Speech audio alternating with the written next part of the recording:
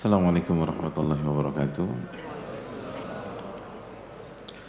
Bismillahirrahmanirrahim. Alhamdulillah. Hamdan katsiran tayyiban mubarakan fi kama yuhibbu rabbuna wa yarda. Nahmaduhu wa nasta'inuhu wa nastaghfiruh wa na'udzu billahi min shururi anfusina wa min sayyiati a'malina. Man yahdihillahu fala mudilla lahu wa man yudlil fala hadiyalah. Nashhadu an la ilaha illallah wahdahu la syarika lahu wa anna Muhammadan 'abduhu wa rasuluh. Ya ayyuhalladzina amanu taqullaha haqqa tuqatih wa la tamutunna illa wa antum muslimun.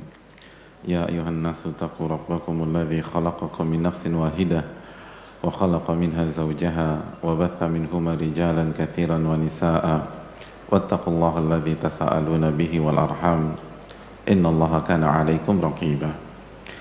Ya ayyuhalladzina amanu taqullaha wa qulu qawlan sadida yuslih lakum a'malakum wa yaghfir lakum dhunubakum wa may yuti' Allaha wa rasulahu faqad faza fawzan 'azima. Ma'asyiral muslimin yang Allah muliakan, alhamdulillah kita panjatkan puji dan syukur kita kepada Allah Subhanahu wa taala atas segala nikmat dan karunia yang Allah berikan dan Allah limpahkan kepada kita. Nikmat yang sangat banyak, nikmat yang enggak bisa kita hitung, nikmat yang senantiasa berada di setiap derap langkah kita dan hembusan nafas kita. Wa in ta'udu ni'matallahi la tuhsuha, dan apabila kalian menghitung-hitung nikmat Allah, kalian nggak akan bisa menghitungnya. Oleh karena itu, marilah kita bersyukur kepada Allah yang telah memberikan kita segala hal yang kita butuhkan untuk selamat di dunia maupun di akhirat. Dan kita bersyukur ketika Allah kembali mempertemukan kita di majelis ilmu, majelis yang Allah firman, majelis yang Nabi SAW sabdakan, nazalat alaihimus sakinah, ketenangan itu turun di majelis, wa ghasyathumur rahmah, dan rahmat Allah itu meliputi orang-orang yang ada di majelis tersebut. Wahaffathumul malaikah, dan malaikat-malaikat Allah itu menaungi mereka. Wa dzakarahumullahu fi man indah, dan Allah menyebutkan mereka di hadapan para malaikatnya. Hadirin Allah muliakan, ini nikmat yang mahal, ini nikmat yang mewah yang nggak bisa dinilai dengan harta dunia. Maka bersyukurlah kepada Rabbul Alamin. Al-Imam Abu Hanifah pernah menyatakan bahwa saya mendapatkan ilmu dengan bersyukur dan bertahmid kepada Allah. Seringkali kita lupa untuk bersyukur. Kita fokus bagaimana mendapatkan, tapi kita kurang fokus bagaimana cara bersyukur ketika telah mendapatkan hal tersebut. Padahal PR kita bukan hanya bagaimana mendapatkan, tapi juga bagaimana bersyukur, bagaimana menggunakan. Karena kalau kita tidak bersyukur, la in syakartum la azidannakum wa la in kafartum inna adzabi lasyadid. Apabila kalian bersyukur, aku akan tambah nikmat tersebut, dan apabila kalian kufur nikmat, tidak bersyukur, ketahuilah azabku sangat pedih. Oleh karena itu teman-teman sekalian dan jamaah, ikhwan dan akhwat, hendaknya selalu kita pikirkan bagaimana kita bersyukur, bagaimana kita bersyukur, bagaimana kita bersyukur. Dan itu yang dinasihatkan oleh para ulama. Dinasihatkan oleh Imam Al-Ajurri, salah satu ulama mazhab Syafi'i, dalam kitabnya Akhlaqul Ulama. Ini poin ini hadirin. Bagaimana penuntut ilmu itu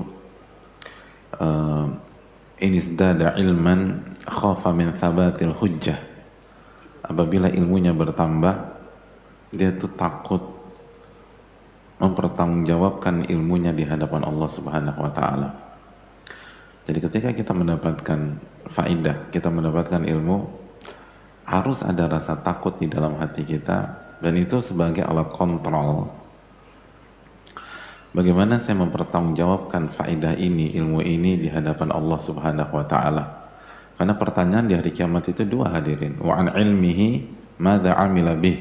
Dia akan ditanya tentang ilmunya dan bagaimana dia mengamalkan ilmu tersebut. Sebagaimana nggak mau ngaji juga bukan solusi. Jadi jangan berpikir kalau begitu kayaknya ini kajian terakhir aku Pak Ustadz. Aku berat Ustadz, sama aja. Kalau kita nggak mau ngaji, kita kena pertanyaan pertama, wa'an ilmihi. Dia kan ditanya tentang ilmunya. Itu bagi orang-orang yang nggak mau ngaji, gagal udah. Failed di pertanyaan pertama.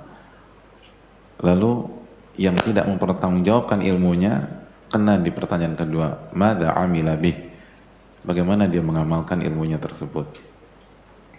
Oleh karena itu hendaknya kita selalu memikirkan dua hal ini.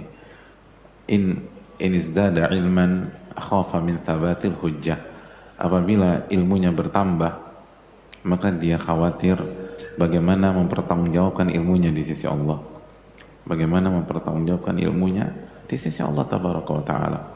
Laisal ilmu bi kathrati riwayah. Ilmu itu bagaimana, bukan tentang bagaimana memperbanyak periwayatan, memperbanyak maklumat, memperbanyak menyampaikan atau mendengarkan.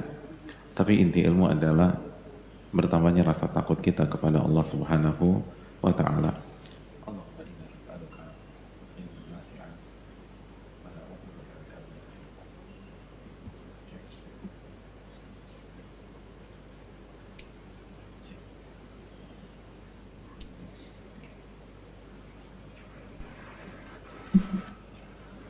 Cek ini.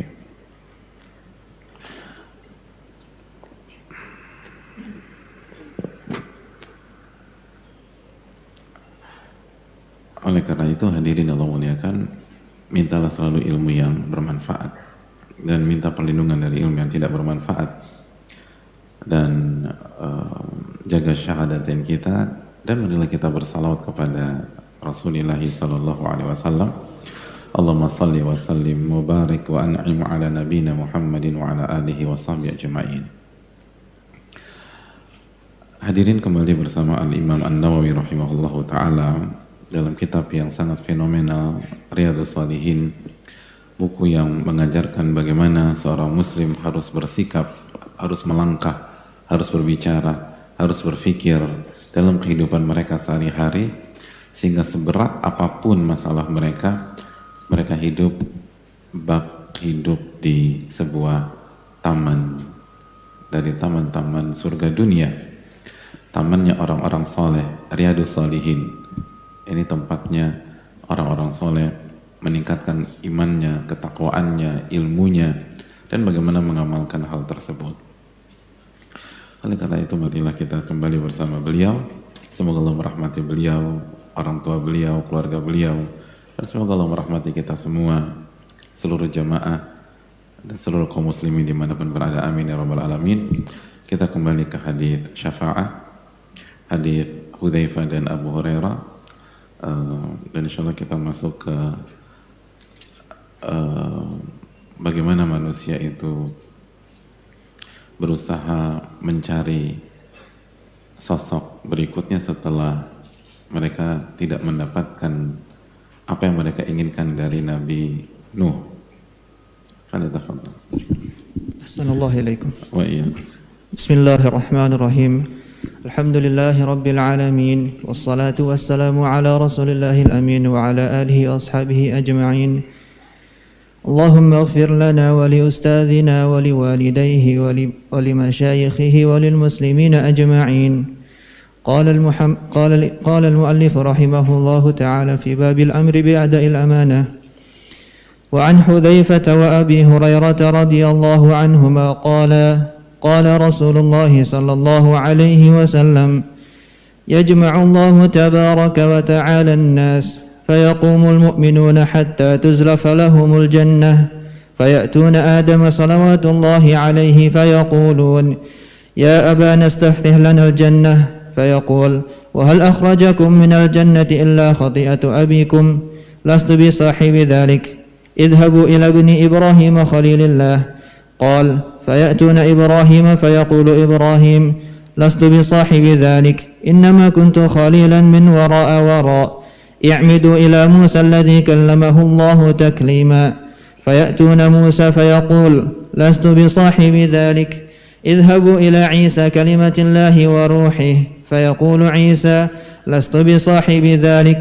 فيأتون محمدا صلى الله عليه وسلم فيقوم فيؤذن له وترسل الأمانة والرحم فيقومان جنبتي الصراط يمينا وشمالا فيمر أولكم كالبرق قلت بأبي وأمي أي شيء كمر البرق قال ألم تروا كيف يمر ويرجع في طرفة عين ثم كمر الريح ثم كمر الطير وشد الرجال تجري بهم أعمالهم ونبيكم قائم على الصراط يقول رب سلم سلم حتى تعجز أعمال العباد حتى يجيء الرجل لا يستطيع السير إلا زحفا وفي حافتي الصراط كلاليب معلقة مأمورة بأخذ من أمرت به فمخدوش ناج ومكردس في النار والذي نفس أبي هريرة بيده إن قعر جهنم ل70 خريفا رواه مسلم. Jazakallahu khairan. Bismillah, alhamdulillah, wassalatu wassalamu ala rasulillah ba'd. Hadirin yang Allah muliakan, kita kembali bersama hari yang sangat menakutkan, hari di mana matahari berada 1 mil di atas kita, hari di mana seseorang sibuk dengan keringatnya masing-masing, ada yang berada di, atau ada yang sampai di mata kakinya, ada yang di betis, ada yang di lutut, bahkan ada yang terlelap dan tenggelam dengan keringatnya sendiri, dan semua sesuai dengan keimanan dan ketakwaan kita dan dosa-dosa kita yang kita lakukan di dunia. Hadirin Allah muliakan, dan hal itu terjadi bukan 1-2 saat, tapi dalam waktu yang sangat lama, sehingga manusia berusaha mencari seseorang yang bisa memberikan syafaat untuk mereka. Mereka datang ke Nabi Adam. Anak akan mencari ayahnya, hadirin. Dan ayah kita adalah Nabi Adam alaihissalam. Tapi ternyata ayah kita nggak bisa berbuat apa-apa. Bukan karena lepas tanggung jawab, bukan karena nggak membantu, tapi beliau menyampaikan bahwa inna rabbi qad ghadiba al-yawm ghadaban lam yaghdabhu qablahu mithlahu wa lan yaghdaba ba'dahu mithlah. Rabbku sedang marah pada hari ini dengan amarah yang tidak pernah terjadi sebelumnya dan tidak akan terulang setelahnya. Hari ini berbeda, hari ini menakutkan, hari ini mencekam. Sedangkan saya pernah melakukan sebuah kesalahan. Dalam riwayat, siapakah yang mengeluarkan kalian dari surga kalau bukan karena kesalahan saya? Satu kesalahan, tapi sudah membuat seorang nabi itu tidak berani di hadapan Rabbul Alamin pada hari tersebut. Maka Nabi Adam menyarankan agar kita semua pergi ke Nabi Nuh, awalul rusul, rasul pertama. Maka manusia datang kepada Nabi Nuh dan menyampaikan hajat mereka dan meminta rasa iba dari Nabi Nuh. Kata mereka, tidakkah engkau melihat bagaimana kondisi kita sekarang, kata mereka. Dan kita di antara mereka kan manusia, kita manusia. Maka coba renungkan hadis ini jamaah sekalian. Ini bukan kita nggak bicara tentang si A, tentang si B, tentang si C, tentang si D. Kita nggak bicara orang di kutub utara atau kutub selatan, bagaimana orang di Venezuela, bagaimana orang di Kenya. Ini manusia. Kalau kita merasa manusia, berarti kita ada di dalam rombongan tersebut. Kita datang pada Nabi Nuh, berharap semoga beliau mau memberikan syafaat untuk kita. Tapi ternyata nggak dikasih. Justru beliau beralasan bahwa beliau pernah melakukan kesalahan. Dan kita sudah jelaskan kemarin bahwa kesalahannya adalah doa. Ketika beliau mendoakan atau beliau berdoa untuk ampunan pada anaknya dan ditegur oleh Allah Tabaraka wa Ta'ala. Dan Allah sudah maafkan. Tapi itu tidak membuat Nabi Nuh untuk tidak sungkan kepada Allah pada hari kiamat tersebut. Maka Nabi Nuh menyampaikan kepada manusia, menyampaikan kepada kita, idhabu ila ibni Ibrahim khalilillah. Pergilah kalian ke anakku Ibrahim, ialah kekasih Allah Subhanahu wa Ta'ala. Kekasih Allah Subhanahu wa Ta'ala. Khalil adalah tingkatan cinta yang tertinggi. Khalil. Atau Khalil itu lebih tinggi daripada Habib. Jadi khullah itu makom yang lebih tinggi daripada mahabbah. Sama-sama rasa cinta, tapi ini lebih di atas daripada mahabbah. Dan yang menyandang gelar Khalilnya Allah hanya dua sosok manusia. Yang pertama Nabi Ibrahim alaihissalam, lalu berikutnya Nabi kita Muhammadin sallallahu alaihi wasallam. Dan Allah berfirman tentang masalah ini dalam surat An-Nisa ayat 125, wattakhadallahu Ibrahima khalila, wattakhadallahu Ibrahima khalila. Di closing statement dari ayat tersebut Allah berfirman, dan Allah menjadikan Ibrahim sebagai khalil. Dan Allah menjadikan Ibrahim sebagai khalil, kekasihnya.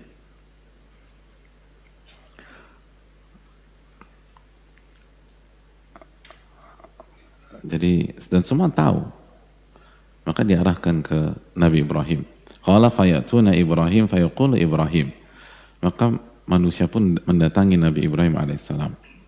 Pada datang tuh kepada Nabi Ibrahim alaihissalam. Mereka datang berbondong-bondong kepada Nabi Ibrahim. Lalu dalam riwayat mereka mengatakan, ya Ibrahim, anta nabiyullah wa khaliluhu min ahlil ard. Wahai Ibrahim, engkau adalah Nabiullah, engkau adalah salah satu Nabi Allah subhanahu wa ta'ala, dan engkau adalah kekasih Allah subhanahu wa ta'ala, kekasih Rabbul Alamin. Dan nas di dalam ayat tadi, wattakhadallahu Ibrahim khalila, dan Allah menjadikan Nabi Ibrahim sebagai khalil. Dan itu yang diangkat oleh manusia. Lihat sebuah lobby yang sangat menarik, kalimat tepat yang diajukan, karena seluruh manusia meminta kepada Nabi Ibrahim dengan semua kepentingannya, semua mengingat dosa-dosanya, kekhilafannya, semua diliputi ketakutan yang nggak pernah dirasakan sebelumnya. Ahli lobby papan atas ada di sana, PR paling jago ada di sana, jubir presiden ada pada hari itu, dan semua mengajukan,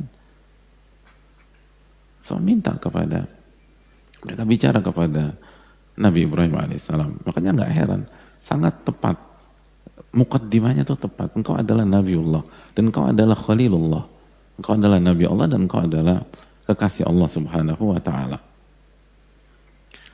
Ishfa' lana ila rabbika ala tara ila ma nahnu fi. Tolong mintakan syafaat kepada Rabbmu untuk kondisi kita sekarang. Kita bingung, kita takut, kita nggak ngerti mau ngapain. Lalu mereka memelas kepada Nabi Ibrahim dengan mengatakan, ala tara ila ma nahnu fi. Tidakkah engkau melihat bagaimana kondisi kita sekarang? Apa nggak kasihan sama kita? Apa nggak iba melihat kita? Bayangkan kita semua ingat dosa-dosa kita, ingat berapa kali kita nggak sholat, berapa kali kita nggak puasa Ramadan, mungkin ada di antara kita berzina, lalu ada melakukan maksiat, mungkin minum A, minum B, minum C, ngisep A, ngisep B, ngisep C. Dan hari yang dijanjikan itu tiba, kita dibangkitkan. Maka kita semua bertanya, meminta kepada Nabi Ibrahim, ala tara ila ma nahnu fi. Tidakkah engkau melihat bagaimana kondisi kita sekarang? Apa kata Nabi Ibrahim? Nabi Ibrahim alaihissalam, Abul Anbiya, bapaknya para nabi dan rasul, orang yang sangat baik, yang penuh rasa iba. Apakah beliau mewujudkan harapan kita? Nabi Ibrahim mengatakan, inna rabbi qad ghadiba al-yawm ghadaban lam yaghdab qablahu mithlah wa lan yaghdaba ba'dahu mithlah. Wahai manusia, Rabbku sedang marah pada hari ini dengan amarah yang tidak pernah terlihat sebelumnya dan tidak akan terulang berikutnya. Hari ini beda, hari ini mencekam. Jangan samakan hari ini dengan hari yang sebelumnya atau hari setelahnya. Ini hari beda. Lalu Nabi Ibrahim mengatakan, wa inni qad kuntu kadzabtu thalatha kadzabat. Dan aku telah melakukan aku telah berbohong dengan 3 kebohongan. Nafsi, nafsi, nafsi. Aku telah melakukan 3 kebohongan. Dalam riwayat, lastu bisahibi dzalik, innama kuntu khalilan min wara'a wara'. Jadi kata, lastu bisahibi dzalik, innama kuntu khalilan min wara'a wara'.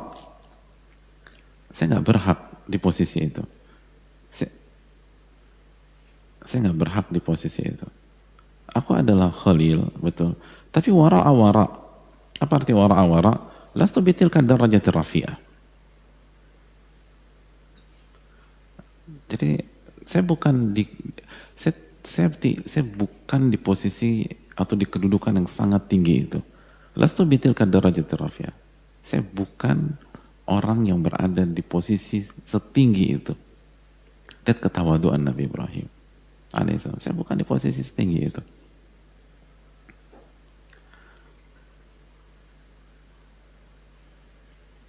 Dan Nabi Ibrahim pun menolak dan mengarahkan ke pihak lain. Hadirin Allah muliakan, yang menggelitik diri kita tentu saja ketika beliau mengaku melakukan 3 kebohongan. Pertanyaan, apakah benar seorang Nabi yang begitu luar biasa, kekasih Allah, melakukan kebohongan? Bukan 1, bukan 2, tapi 3. Apa yang beliau maksud dengan kebohongan? Jamaah yang semoga Allah muliakan. Para ulama menjelaskan bahwa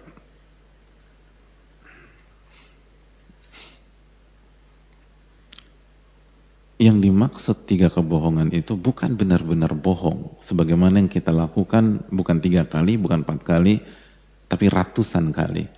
Bukan seperti kita. Tapi yang dimaksud adalah tauriyah, ma'aril. Artinya sebuah kata atau kalimat yang multi tafsir. Beliau mengarahkan ke kanan, tapi pendengar memahami ke kiri. Dan itu memang by design. Bukan salah paham spontanitas, bukan. Tapi itu by design. Memang disengaja. Kita mengucapkan satu kata atau satu kalimat, tujuan kita ke kanan, tapi dipahami orang ke kiri. Tujuan kita ke atas, dipahami orang ke bawah. Dan itu kita sengaja sebagai pembicara. Bohong? Enggak.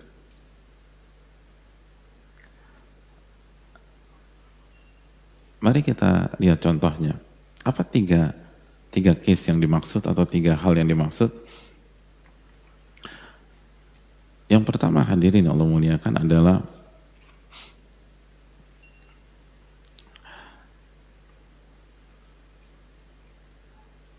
ucapan beliau, inni saqim. Inni saqim.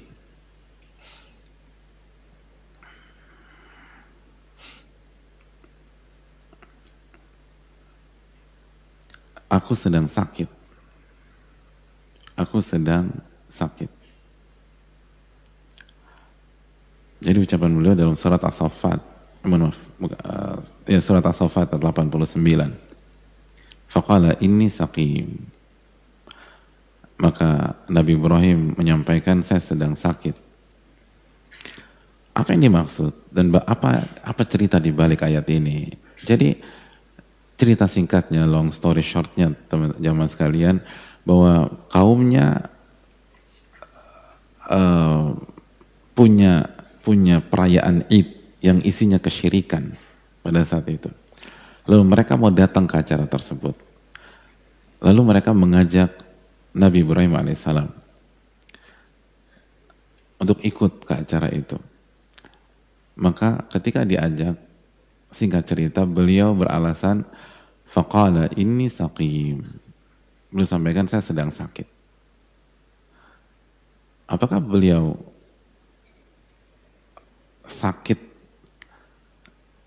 pusing, demam, dan lain sebagainya, mungkin harus antigen dan PCR dan lain sebagainya? Enggak. Kalau gitu beliau bohong dong? Enggak juga. Karena yang dimaksud saya sedang sakit adalah diantara keterangan para ulama, saya sakit hati. Mendengar dan melihat Allah disekutukan. Saya sakit, hati saya sakit. Gitu. Hati saya sakit dengan acara-acara kesyirikan seperti itu. Hati saya sakit. Bohong? Enggak. Tapi mayoritas pendengar ketika mendengar kalimat saya sakit, maka mereka berpikir hati Ibrahim yang lagi, Nabi Ibrahim, atau hati pembicara yang lagi sakit. Enggak. Bro, gimana kondisi lo bro? Ya gue lagi sakit nih. Orang mikir sakit hati? Enggak. Mungkin demam dan seterusnya.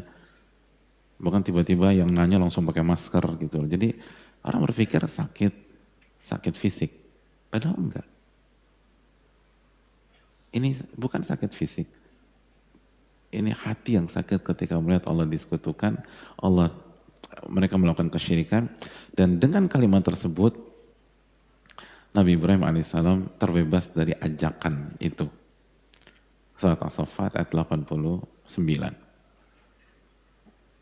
Bohong, gimana? Antum menilai bohong atau tidak? Tidak. Tidak ada kebohongan di sana. Tidak ada kebohongan di sana. Tapi disengaja, ya disengaja. Ini permainan kata. Untuk ngeles yang syar'i gitu. Jadi ngeles ternyata yang syar'i juga. Ya, banyak-banyak belajar begini deh.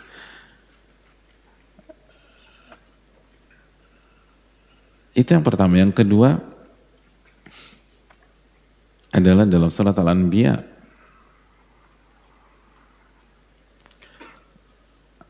Bal fa'alahu kabirhum hadha. Kita lihat dari ayat ke ayat ke-62-nya. Qalu a anta fa'alta hadha bi alihatina ya Ibrahim. Kita tahu berhala mereka rusak, hancur, dan ditinggal, yang tersisa cuman yang paling besar. Pernah dengar kan cerita itu kan? Masih ingat kan? Apa dulu di madrasah bolos juga, jadi nggak tahu cerita itu. Ini kan cerita pertama kali kita dengar di madrasah, di TPA gitu atau di SD. Berhalanya dihancurkan semua, tersisa yang paling besar. Ingat nggak sih? Ingat ya? Oke. Terus kan ditanya, diinterogasi Nabi Ibrahim. Qalu a anta fa'alta hadza bi alihatina ya Ibrahim. Apakah engkau yang melakukan perbuatan ini ke berhala-berhala kami wahai Ibrahim? Apakah engkau melakukannya? Apa jawab Nabi Ibrahim? Apa kata beliau? Qala bal fa'alahu kabiruhum hadha fas'aluhum in kanu yantiqun.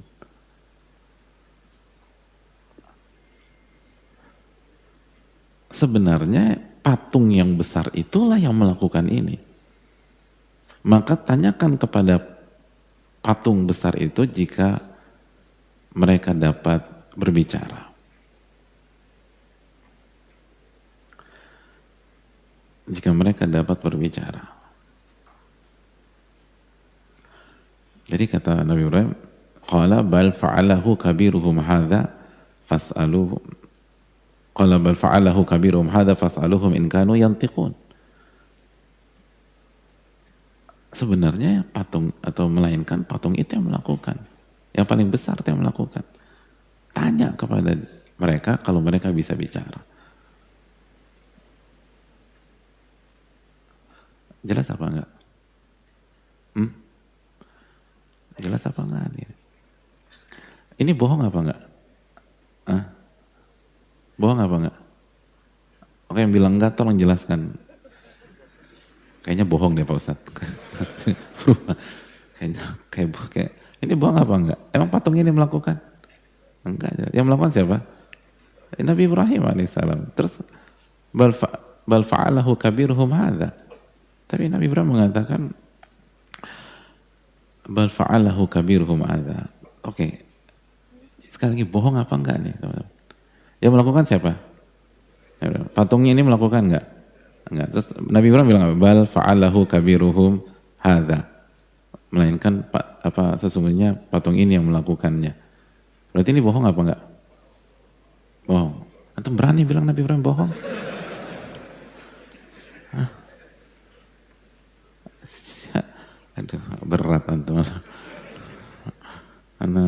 diri dari jawaban antum.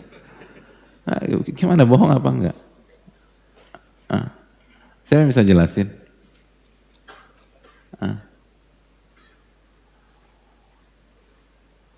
Siapa yang bisa jelasin?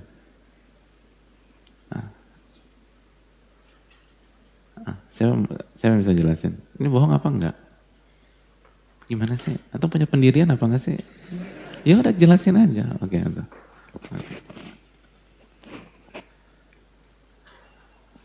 Udah jelasin. Tolong pisang sisir itu. Mana tadi angkat tangan? Gimana ceritanya? Kenapa? Apa tuh? Iya.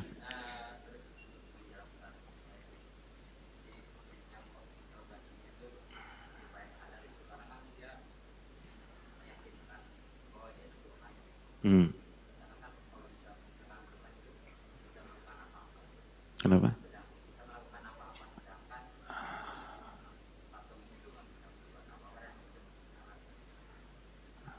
Oke, Masya Allah. Jazakallah khairan.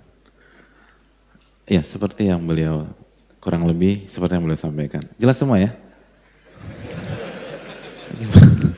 Gimana sih Antoni? Ya Allah. Ya. Mana? Oke, hadiah. Buat sarapan, beneran. Betul. Ini ambil antum. Ini sarapan saya. Antum telah ngambil sarapan saya. Tapi saya rindu, nggak apa-apa, Vincent. Betul. Syukuran. Jangan dijual ya. Dan dibagi-bagi. Ya, jazakallahu khairan. Makasih. Ya, hadirin Allah muliakan. Jadi ini kalimat ada yang disembunyi ini kalimat tuh ada behind the scene-nya gitu loh. Jadi bal fa'alahu kabiruhum hadza. Jadi melainkan ini adalah perbuatan dari berhala yang paling besar jika memang berhala-berhala ini sesuai dengan keyakinan kalian gitu loh. Ketika kalian menyembah mereka, menginikan mereka, ya Tuhan harusnya kan mampu melakukan segalanya. Tapi kalau kalian nggak percaya, dia nggak bisa, lah kok disembah gitu loh. Kok disembah?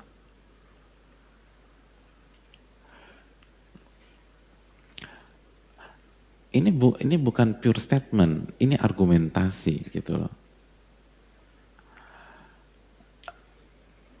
Jadi kalau bahasa usulnya, lau salamna jadala, kalau kita terima keyakinan kalian bahwa ini adalah sesembahan, maka konsekuensinya dia bisa lakukan ini semua. Dan ketika kalian nggak percaya, dia bisa melakukan ini, berarti seharusnya gugurlah keyakinan kalian pada saat kalian menyembah dia, karena dia nggak bisa ngapa-ngapain. Baik yang besar maupun yang kecil nggak bisa mempertahankan dirinya, gitu loh, nggak bisa. Yang besar nggak bisa ngancurin yang lain. Lalu gimana menolong kalian, gimana membantu kalian dan seterusnya. Lalu kan kalau penggalan berikutnya kan fas'aluhum in kanu yantikun, tanya aja langsung kalau mereka bisa bicara. Gitu loh. Kalau mereka bisa bicara gitu loh. In kanu yantikun, kalau mereka bisa bicara. Sejatinya mereka nggak bisa bicara. Ya udah nggak bisa nanya gitu loh. Dan Nabi Ibrahim kan nggak mengatakan bukan saya pelakunya, enggak. Beliau nggak mengatakan lastu ana, nggak bilang gitu. Kalau beliau bilang lastu ana mungkin bohong. Tapi beliau nggak mengatakan bukan saya. Tapi beliau katakan bal fa'alahu kabiruhum hadza. Gitu. Makanya ini bukan sebuah kebohongan. Bisa dimengerti hadirin? Ya. Jelas nggak? Oke, semoga Allah kasih pemahaman buat kita. Dan ini menunjukkan bahwa Nabi Ibrahim sangat jeli dan jago dalam bicara. Beliau tuh punya kecerdasan linguistik yang luar biasa. Makanya setiap kata, jadi kalau masuk ke ke kotak ini, itu setiap kata harus diperhitungkan. Karena perbedaan bohong atau enggak itu di setiap katanya. Beliau kan nggak mengatakan enggak, bukan saya. Tapi dia, bukan. Tapi bal fa'alahu kabiruhum hadza. Fas'aluhum in kanu yantiqun. Gitu. Jadi itu dilakukan Nabi Ibrahim alaihissalam dan masuk ke bab tauriyah. Pokoknya orang yang mau menggunakan metode ini tuh harus punya kemampuan bicara yang bagus. Kalau belepotan nggak bakal bisa, udah ketahuan duluan. Nggak deng, sebentar gitu. Kalau berantakan semua gitu. Nggak deng gitu kan suka gitu. Jadi beliau tuh cepat, bal fa'alahu kabiruhum hadza fas'aluhum in kanu yantiqun. Enggak. Ini seni berargumentasi.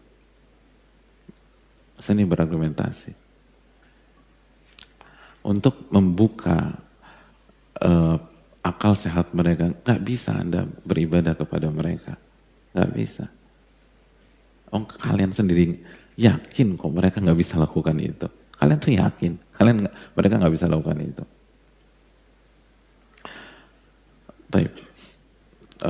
Yang ketiga, itu kebohongan quote and quote yang kedua. Yang ketiga adalah ucapan Nabi Ibrahim alaihissalam ketika beliau masuk ke Mesir bersama istri beliau Sarah. Lalu istrinya ditaksir oleh penguasa Mesir pada saat itu. Lalu beliau ketika ditanya, beliau katakan innaha ukhti atau hiya ukhti. Ketika ditanya, ini wanita siapa?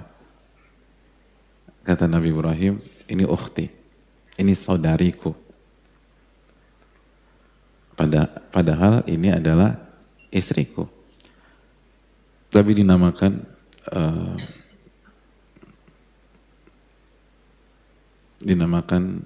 tapi beliau menyampaikan ini saudariku.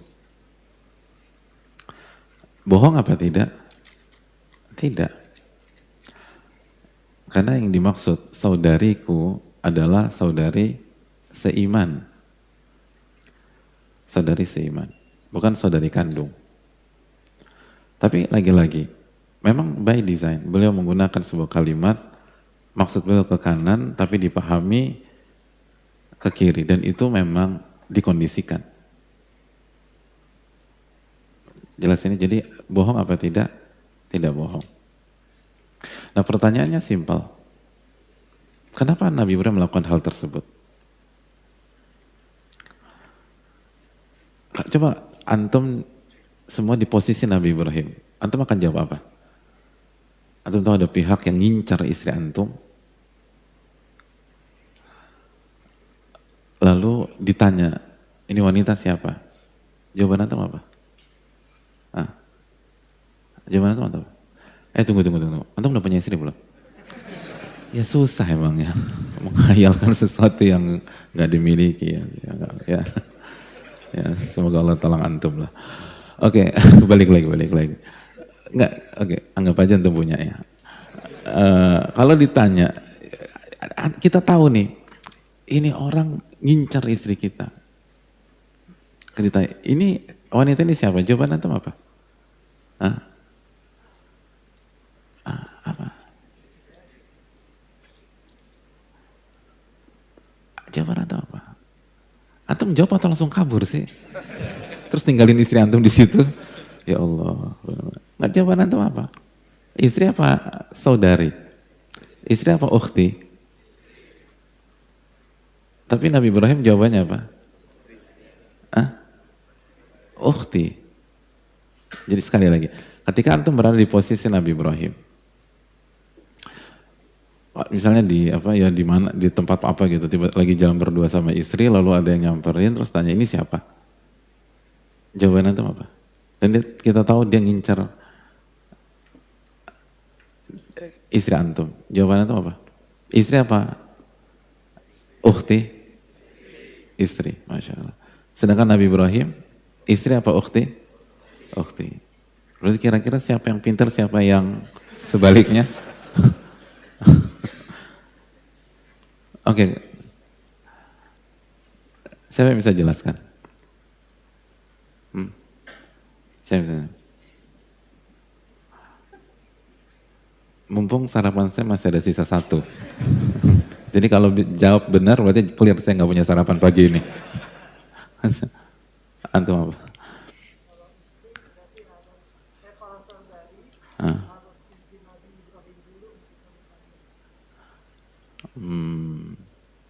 Itu referensinya mana? Ilham. Agak meragukan ya. Gak ada. Jauh banget atau bawa mic sendiri dari rumah?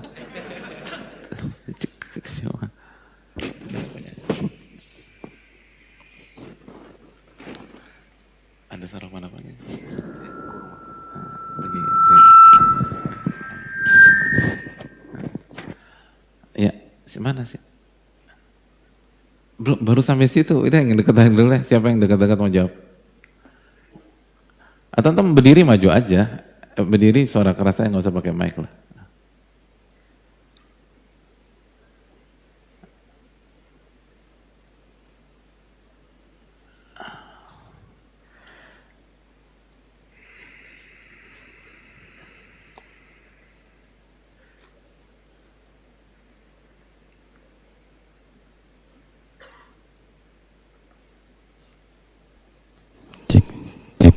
Bismillahirrahmanirrahim.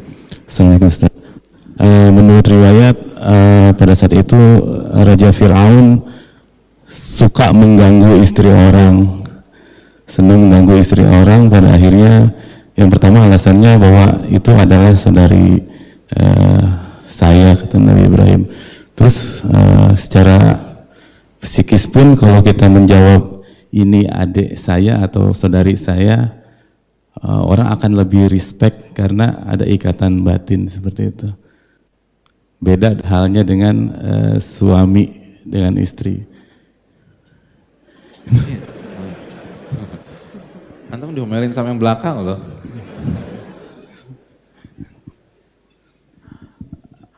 Oke, referensinya apa? Yang senang mengganggu istri orang, riwayatnya dari Sirah Nabawiyah Ar-Rahiq Al-Makhtum. Jazakallahu khairan. Nama itu siapa? Muhammad Ridwan. Ada hubungan apa sama Firaun? Nggak ada. Oh, bisa. Ya, oke. Ya, jazakallahu khairan, ini antum dapat sarapan saya. Syukur. Iya, ada beberapa khilaf para ulama, di antaranya sebagaimana yang Mas Ridwan jazakallahu khairan sampaikan bahwa penguasa Mesir Fir'aun, ini bukan Fir'aun Nabi Musa ya. Fir'aun kan Ramses, gelar untuk Raja Mesir. Jadi Raja Mesir pada saat itu atau Fir'aun pada saat itu bukan Fir'aun Nabi Musa sekali lagi. Karena Fir'aun itu bukan nama orang tapi Raja Mesir. Itu punya keanehan gitu loh di kejiwaannya pada saat itu. Jadi dia justru berhasrat dengan wanita yang punya suami gitu loh. Lebih dibanding itu. Jadi kalau punya suami lebih semangat gitu loh dibanding kalau nggak punya gitu loh. Penyimpangan seksual dan seterusnya. Makanya dan Nabi Ibrahim tahu itu, makanya dikatakan ukhti. Sebagian ulama juga menjelaskan bahwa beliau sedang menggunakan konsep akhafud dururain. Bahwa Nabi Ibrahim hitung-hitungan beliau bahwa kemungkinan besar Sarah akan dirampas. Sarah akan dirampas. Nah, secara pengalaman sosial, jika wanita itu diincar oleh pihak yang sangat arogan, sangat dominan dan sangat powerful, dan dia sudah punya suami, maka seringkali suaminya diapain? Dibunuh, gitulah, dibunuh. Tapi kalau dia nggak punya suami, dia punya kakak atau punya adik laki-laki, secara umum saudaranya dibunuh apa enggak? Enggak, biasanya enggak. Jadi saudaranya nggak dibunuh. Ya udah diambil aja. Jadi lihat fikih akhafud dururain, memilih kemudorotan yang paling kecil. Jadi Nabi Ibrahim tuh memang cerdasnya luar biasa, karena Bani Israel kan dari Nabi Ibrahim. Jadi tahu bagaimana ngebaca orang, tahu peta, tahu ini, tahu konsekuensi segala macam. Maka akhwat dururain bilang, ini saudariku, baru nanti kita cari atau minta pertolongan sama Allah, lalu cari cara untuk itu. Jadi itulah alasan kenapa jawaban Nabi Ibrahim berbeda dengan jawaban antum gitu loh. Itu agak bedanya di situ. Karena memang penguasa Mesir itu aneh pada saat itu. Diriwayatkan begitu. Sebagian ahlul ilm mengatakan demikian. Jadi dia lebih berhasrat sama yang punya suami. Nah,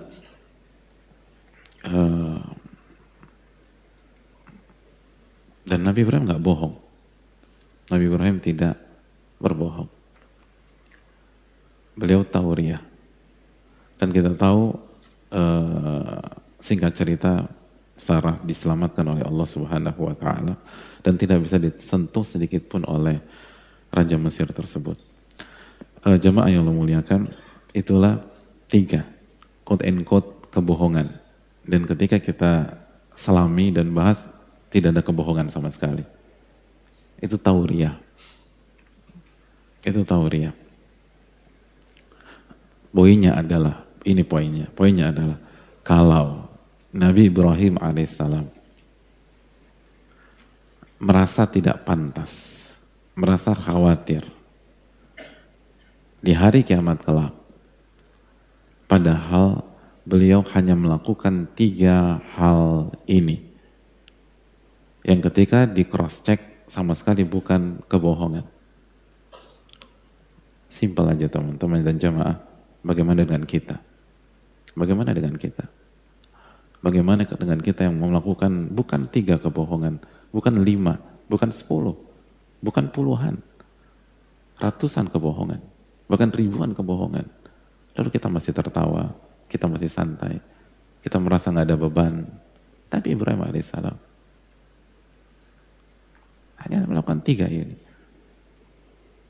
Dengan segala jasa-jasa beliau, dengan segala ketaatan beliau, dengan segala ketulusan beliau. Siapa di antara kita yang mengalami apa yang dialami Nabi Ibrahim? Nggak mungkin. Beliau sudah mempertahankan kebenaran, lihat. Beliau pertahankan kebenaran. Beliau diajak nolak. Ini sakim. Dan 3 quote and quote kalimat-kalimat tersebut itu semua syar'i semua, bukan karena males. Gue nggak mau ikut, malas, cari alasan, ada alasan keluarga, bukan. Ini diajak ke acara kesyirikan, nolak.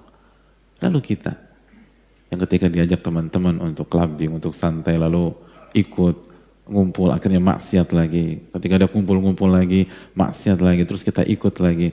Loh, kok nggak ada beban ya? Mana rasa takut kepada Rabbul Alamin? Kita walaupun sudah hijrah tapi masih ke sana, masih kemari, masih ngumpul lalu maksiat, lalu ada yang ngumpul sama teman lama, diajak minum lagi. Lalu kok bisa santai ya? Kayak nggak ada dosa sama sekali. Atau kita yang masih bermaksiat. Kemana ya? Ini nolak, nggak mau ke acara kesyirikan, nolak yang begitu. Terus membela kehormatan istri. Dan ini darurat.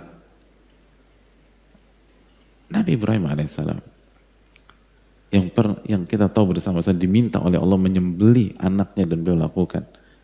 Apa pengorbanan yang sudah kita lakukan, jamaah?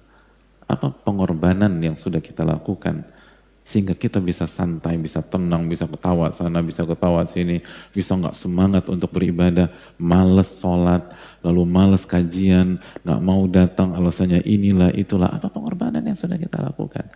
Ingatlah dzalikal yaumul haq. Hari itu akan datang. Hari itu akan datang.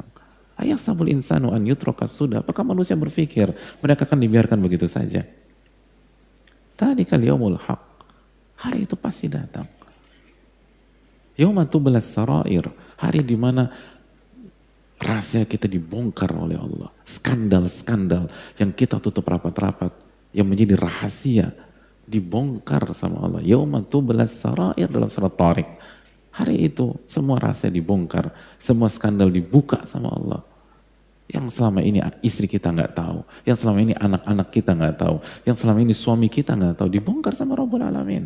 Lalu kita santai-santai aja. Kita yang pernah ngebohongin istri berpuluhan kali, ratusan kali, dan bohonginnya bukan syar'i.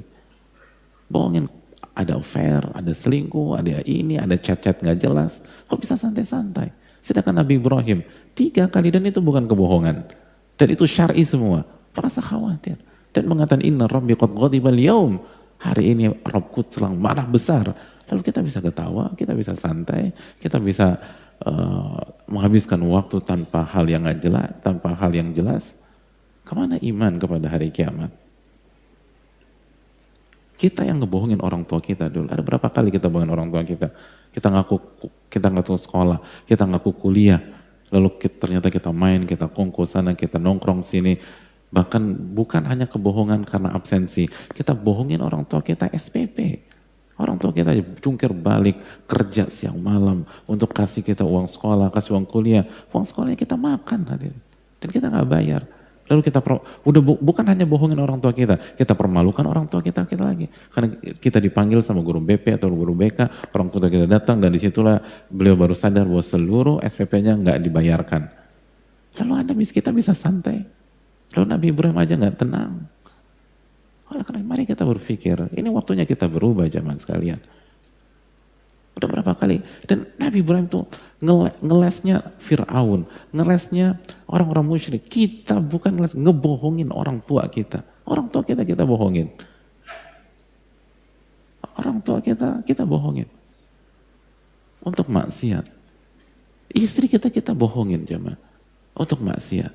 Suami kita bohongin. Untuk maksiat. Anak-anak kita bohongin untuk maksiat. Kita janji sama anak-anak kita, weekend ini kita mau jalan, kita bohongin. Dan nggak jelas juga alasannya apa. Oleh karena itu hadirin Allah muliakan. Inna rabbi qad ghadiba al-yawm. Rabbku tuh murka. Di hari ini. Dengan kemurkaan yang nggak pernah terlihat sebelumnya. Yang nggak pernah terlihat. Kita yang sekarang mungkin babak belur, jungkir balik, berantakan rumah tangga kita. Dan ketika kita evaluasi, ini karena dosa-dosa kita kemarin. Ini karena dosa-dosa kita tahun lalu. Ini karena dosa-dosa kita 2 tahun lalu. Ini karena dosa-dosa kita 3 tahun lalu. Dan sehingga saya harus mengalami dan menjalani akibatnya. Karena saya melakukan perbuatan yang Allah murkai. Karena saya melakukan perbuatan yang Allah benci. Karena saya melakukan perbuatan yang membuat Allah marah sama saya. Dan ingat, Nabi Adam, Nabi Nuh, Nabi Ibrahim mengatakan Allah murka di hari ini dengan kemurkaan yang tidak pernah terjadi sebelumnya. Jadi kalau kita melakukan tindakan yang membuat Allah murka sama kita di dunia, itu udah membuat kita jungkir balik, membuat kita berantakan, rumah tangga kita hancur, rumah tangga kita divorce, kita jauh sama anak-anak, anak-anak benci sama kita dan gak mau ngakuin kita sebagai ayahnya lagi atau ibunya lagi, dia malu, dia kabur segala macam. Lalu bagaimana pada hari kiamat? Bagaimana pada hari kiamat? Tidakkah kita berbenah pada hari ini? Oleh karena itu hadirin Allah muliakan, maksimalkan waktu yang ada. Ini kita loh. Ini kita pada saat itu. 3 kalimat itu sudah membuat Nabi Ibrahim merasa bersalah. Kenapa kita nggak ada merasa bersalah sama sekali? Kita bohongin. Belum lagi bohong-bohong kecil. Udah sampai sana, udah sampai mana? Udah sampai belum OTW pada masuk kamar mandi. Gitu. Lagi nyalain mesin mobil, buka pintu gerbang, OTW. Dan nggak ada beban. Lupa bahwa Nabi SAW bersabda, ayatul munafik italah, tanda orang munafik ada 3. Wa idza haddatsa kadzab, jika berbicara dia bohong. Nggak ada beban. Hadirin yang Allah muliakan. Lalu kemana iman? Gak ada beban. Itu bohong-bohong yang kita anggap kecil, yang kita anggap simple, kita anggap ini. Padahal kata Nabi, ayatul munafik italah, tanda orang munafik ada 3. Munafik. Ada berapa kali kebohongan kita lakukan? Wa innal kadhiba ya'idal fujur, wa innal fujura yahdi ilan nar. Sesungguhnya kebohongan membawa kita kepada kefajiran, dan kefajiran membawa kita kepada api neraka. Lalu tenang-tenang aja. Kita berkali-kali. Kita bohong sama istri, ketika kita pulang malam alasannya rapat lah, meeting lah, padahal nggak ada rapat meeting pada hari tersebut. Nggak ada rapat atau meeting, kita main ke sana, kita ngumpul sini. Kita mau dan santai aja, lalu kita tinggal tidur kayak nggak ada beban, besok bangun lagi lalu jalan. Dia lupa bahwa semua akan dipertanggungjawabkan sama Allah. Allah nggak lupa. Alam ya'lam bi anna Allah yara. Tidakkah dia kata Allah Maha mengetahuinya? Allah Maha tahu apa kebohongan-kebohongan kita. Allah Maha tahu, hadirin yang Allah muliakan. Mungkin suami kita nggak tahu, istri kita nggak tahu, anak-anak nggak tahu, nggak ada yang tahu. Tapi Allah tahu. Allah tahu. Masih ingatkan surat Maryam ayat 64. Wa ma kana rabbuka nasiya. Dan Rabbmu tidak pernah lupa. Tidak pernah lupa. Dan ketika kita tidak dihancurkan hari ini bukan berarti Allah lupa. Bisa jadi istidraj. Bisa jadi diulur. Bisa jadi nanti dihabisi pada hari kiamat. Jangan tenang dulu, jangan santai-santai. Bisa jadi apa yang kita dapatkan istidraj. Wa ma kana rabbuka nasiya. Selalu ingat ayat ini. Rabbmu tidak pernah lupa apa yang kamu kerjakan. Bahkan ketika kita lupa pun Allah nggak lupa. Kita lupa, Allah nggak lupa. Coba siapa yang bisa sebutkan seluruh dosanya minggu lalu? Lupa kita. Dosa kita minggu lalu lupa. Jangan kan minggu lalu. Kemarin kita lupa dosa kita apa? Secara detail. Siapa yang bisa ingat? Lupa. Oh maka Rabbuka nasiya. Rabbmu nggak pernah lupa. Makanya saya bilang, ada banyak sekali yang bertanya ke saya atau ke ustadz-ustadz kita. Ustadz, apakah saya harus bayar qadha puasa? Yang sudah saya, waktu itu saya tinggalkan karena saya nggak tahu atau ini bla bla bla bla. Ketika kita tanya berapa puasanya, lupa. Utangnya sendiri lupa deh. Lupa. Wa ma kana rabbuka nasiya. Dan Rabbmu tidak pernah lupa. Gak pernah lupa. Dan ada hisab hadirin. Kemarin kita ngomong apa lupa kita. Kita ngomong orang sakit hati, kita bingung. Gue ngomong apa ya? Dia tuh sakit hati sama lu tuh bro. Kapan? Kemarin. Lu ngomong apa sama dia? Tunggu. Gue inget-inget tuh. Gue ngomong apa ya? Kayaknya gue ngomong biasa-biasa aja. Enggak, lo ada ngomong sesuatu. Tunggu. Gue inget-inget lagi. Lupa kita. Kita lupa. Dan Rabb kita gak lupa. Tapi Allah itu Al-Latif. Yang maha lembut. Sehingga bisa jadi Allah telah balas kita, tapi kita rasa santai-santai aja. Karena pembalasan itu tidak harus gamblang, nyata dan terang benerang. Allah bolak-balikan hati kita saja, selesai hidup kita jemaah. Tamat. Allah buat kita paranoid. Diputar aja sedikit tuh hati, hancur hidup kita. Hancur. Benar deh. Tapi kan kita enggak mikir ke sana. Innahu kana zaluman jahula. Manusia itu zalimnya minta ampun, bodohnya luar biasa. Dipikir gratisan kali. Enggak. Tsumma la tus'aluna yawma idzin 'anil na'im. Pada hari itu kalian akan ditanya tentang nikmat-nikmat yang Allah berikan kepada kalian. Oleh karena itu hadirin, mumpung masih ada waktu, apalagi kita berada di kondisi seperti ini, ambil ibroh lah. Allah selamatkan kita misalnya dari badai kedua kemarin, apa ibrohnya? Emang ini gratis? Gak gratis hadirin, semua ditanya. Oleh karena itu, kalau sosok Khalil, kekasih Allah, melakukan 3 hal ini, dan semuanya syar'i, kita baca syar'i semuanya. Bahkan bukan syar'i, dicantumkan di dalam Al-Quran. Dan menjadi ibrah bagi kita. Jadi pelajaran. Lalu bagaimana dengan kebohongan-kebohongan kita yang jelas-jelas tidak syar'i dan tidak menginspirasi sama sekali, bahkan bisa jadi merusak orang kalau orang tahu tentang cerita kita. Ini yang bisa disampaikan, semoga bermanfaat. Dan kita cukupkan sampai di sini kajian Riyadhus Shalihin. Semoga Allah memberikan taufik. Dan kita break sejenak sebelum insya Allah kita masuk ke sesi yang kedua. Kita insya Allah akan mulai kembali kitab Tadhkiratus Sami', dan semoga Allah memberikan taufik kepada kita. Dan sesi tanya jawab di sesi kedua aja bismillah ya, karena waktu sudah habis. Kita minta kepada Allah ilmu yang bermanfaat, dan semoga Allah lindungi dari ilmu yang tidak bermanfaat. Allahumma inna nas'aluka ilman nafi'a wa na'udzubika min ilmin la yanfa'. Aqulu qouli hadza, dan semoga Allah memberkahi Imam Nawawi rahimahullah ta'ala dan para ulama kita. Subhanaka wa bihamdika asyhadu an la ilaha illa anta astaghfiruka wa atubu ilaik. Assalamualaikum warahmatullahi wabarakatuh.